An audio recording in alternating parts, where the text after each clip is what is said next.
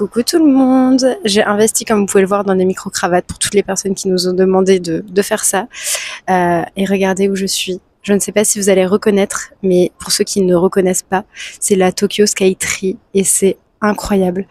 Là, on s'est levé super tôt parce que du coup, on a eu un jet lag de malade et là, on va avoir notre premier lever de soleil avec monsieur qui prend déjà des photos, qui est en train d'analyser tout. Et c'est juste incroyable. C'est trop beau. Et là, il se bat. Bah vas-y, barre-toi. Voilà. Donc du coup, comme vous l'avez compris, je pense, j'ai essayé de faire des plans de coupe, mais je sais pas ce que ça donnera. Nous sommes sur des vlogs Japon. Voilà. Le rêve de notre vie est en train de se réaliser. On est en train de tout immortaliser. Et donc là, nous sommes en direct de Asakusa, le quartier où est situé notre hôtel. Et notre hôtel est vraiment chouette. Je vous ferai des prises de vue, puisque en fait hier on était tellement fatigués que ils sont en train de ranger les travaux. Voilà, le Japon qui fait des travaux, qui les fait pendant la nuit, et quand ils voient que tout va commencer à revivre, en fait, que les gens vont aller travailler, et ils sont en train de tout ranger pour ne pas embêter. Juste pour ça, j'aime le Japon. Incroyable. Et oui, du coup, je disais, je sais plus ce que je disais. Oui, hier, on avait un jet lag de malade et du coup, on n'a pas réussi à faire des prises de vue de la chambre, etc. parce qu'on était éclatés. Voilà, on était très fatigués. Très fatigués. Un petit mot pour le monsieur qui s'est endormi sur un banc. Pas grand-chose, en vrai. Voilà, là, c'est... on va se rendre du coup au temple d'Asakusa. On a trop hâte, c'est trop beau. Et du coup, je vais vous faire des jolies petites prises de vue. Voilà, en ce début de vlog.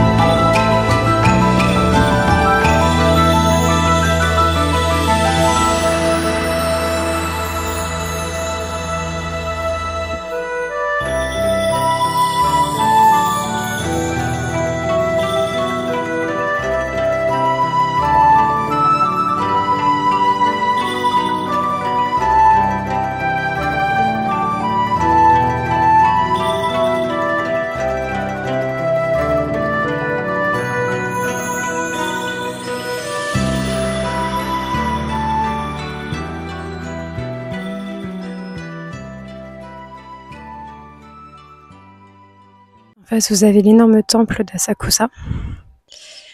Juste là, on a l'entrée qui est incroyable.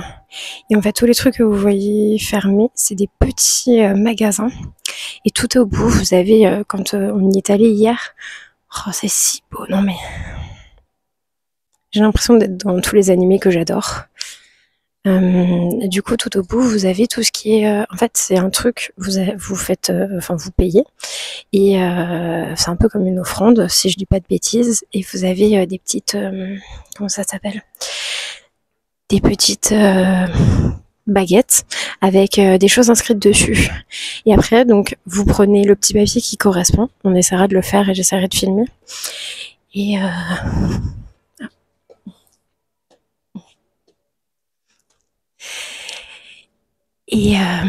après, donc vous prenez le papier qui correspond, c'est écrit et traduit en anglais, et ça vous donne du coup une prédiction. Voilà. Et on essaiera de filmer ça comme dit. Et là, vous avez plein de trucs à chaque fois, plein de petits souvenirs qui sont assez mignons. Et maintenant, ça c'est... J'ai assez parlé.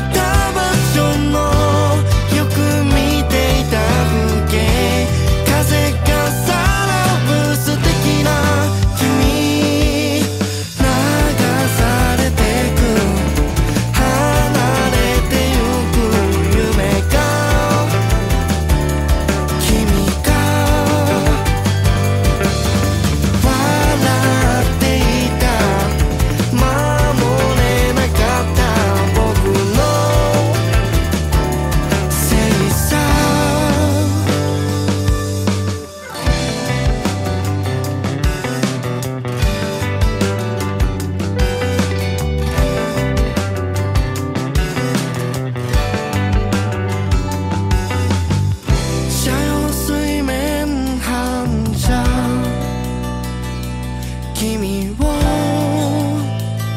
狙ってくたびれたできちゃう君が座ってた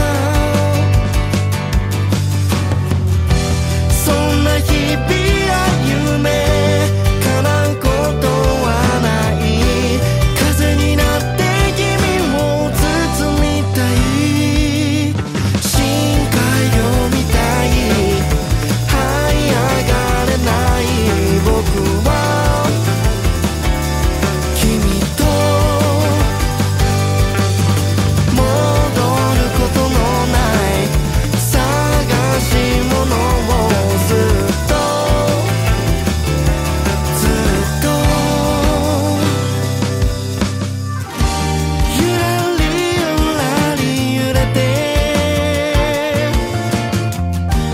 君の濡れた髪に触れて悲しみがいつか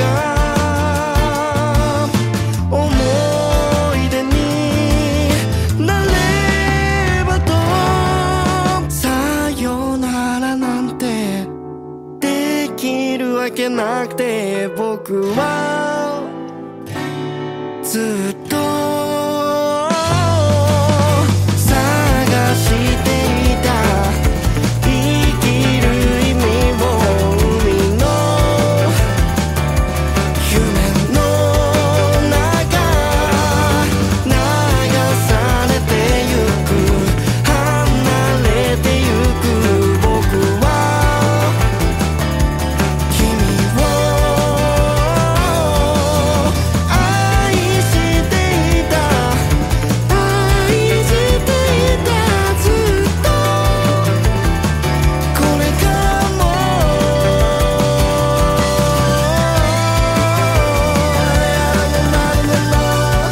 なの